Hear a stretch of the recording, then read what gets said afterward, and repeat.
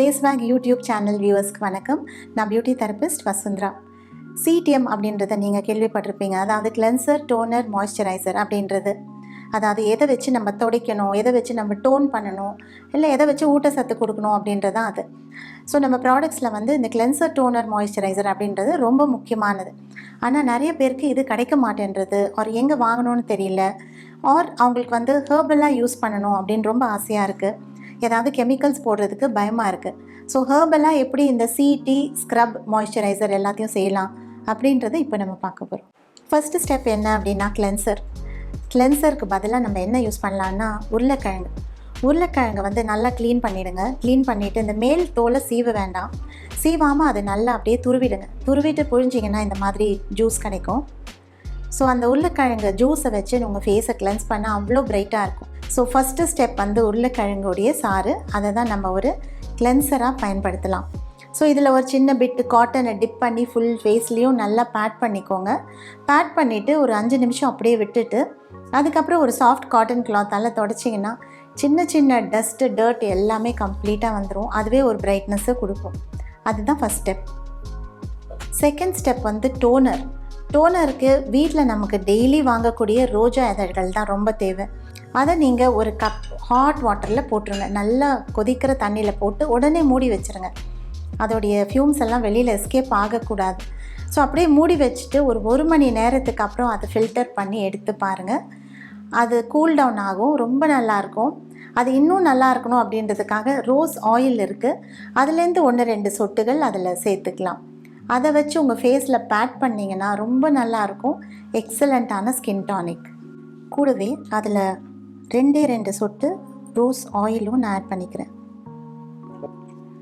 இதை நம்ம அப்படியே மூடி வச்சிடலாம். ரோஸ் வாட்டர் இப்போ கூலாக இருக்கும்னு நினைக்கிறேன். இது ஆக்சுவலி ஒரு ஸ்கின் டானிக். ரோஸ் வாட்டர்னு சொல்ல முடியாது, ஸ்கின் டானிக் அப்படின்னு சொல்லலாம். ரோஜா இதழ்களை நல்லா ஹாட் வாட்டரில் போட்டு இப்போ அதோடைய இதெல்லாம் எசன்ஸ் எல்லாம் ஃபுல்லாக இறங்கியிருக்கு. ஸோ இதில் நம்ம ஆல்ரெடி ரோஸ் ஆயிலும் ஆட் பண்ணியிருக்கோம்.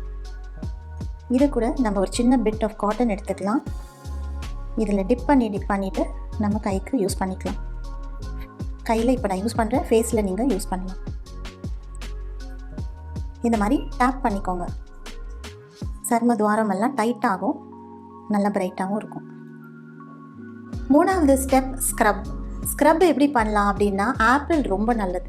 ஆப்பிள் எல்லாருடைய ஸ்கின்னுக்குமே ரொம்ப நல்லது. ஸோ இதோடைய மேல் தோல் எல்லாம் சீவிட்டு நல்லா அது உள்ளே இருக்கிற அந்த ஆப்பிள் எடுத்து மிக்சியில் அரைச்சி நீங்கள் இந்த மாதிரி பல்ப் மாதிரி எடுத்து வச்சுக்கோங்க.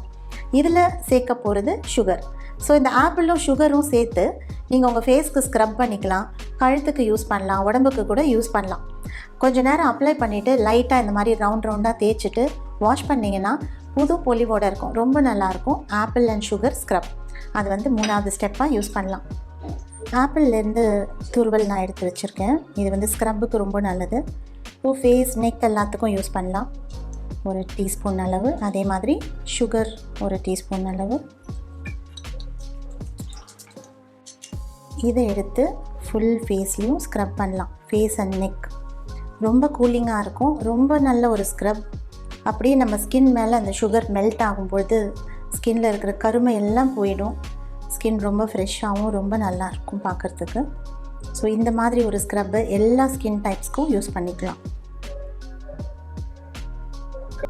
கடைசி ஸ்டெப், 4வது ஸ்டெப் என்னென்னா, ஒரு நல்ல மாய்ஸ்சரைசர் அப்படின்னு சொல்கிறது தான். அதுக்கு வந்து ஆலோவேரா ஜெல், தேங்காய் எண்ணெய், இது 2ம் தான். ஸோ ஆலோவேரா ஜெல் ஒரு 2 டேபிள் ஸ்பூன் எடுத்திங்கன்னா 2 டீஸ்பூன் தேங்காய் எண்ணெய் அதில் ஆட் பண்ணால் போதும். அதை ஆட் பண்ணிவிட்டு நல்லா ஃபாஸ்ட்டாக ஸ்பூனால் நீங்கள் பிளெண்ட் பண்ணலாம். இல்லைனா ஒரு பிளெண்டர் மாதிரி ஏதாவது இருந்தால் அதில் கூட பிளெண்ட் பண்ணலாம்.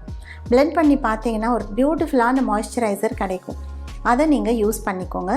அதை நீங்கள் ஃப்ரிட்ஜில் கூட ஸ்டோர் பண்ணிவிட்டு டெய்லி அப்பப்போ கொஞ்சம் எடுத்து யூஸ் பண்ணலாம்.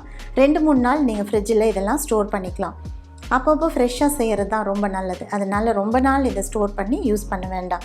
நிறைய ஆலோவேரா ஜெல் எடுத்துக்கோங்க. இந்த மாதிரி ஒரு 4-5 டேபிள் ஸ்பூன் அளவு ஆலோவேரா ஜெல்.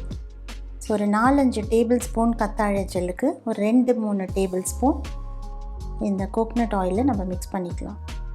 இதை பீட் பண்ணால் ரொம்ப நல்ல ஒரு க்ரீம் நமக்கு கிடைக்கும்.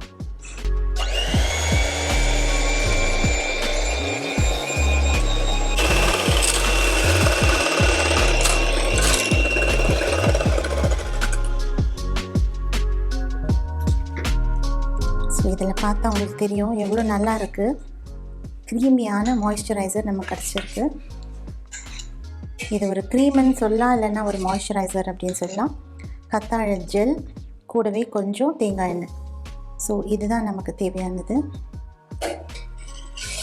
இது உங்கள் ஃபேஸ் ஃபுல்லாக அப்ளை பண்ணிக்கலாம்.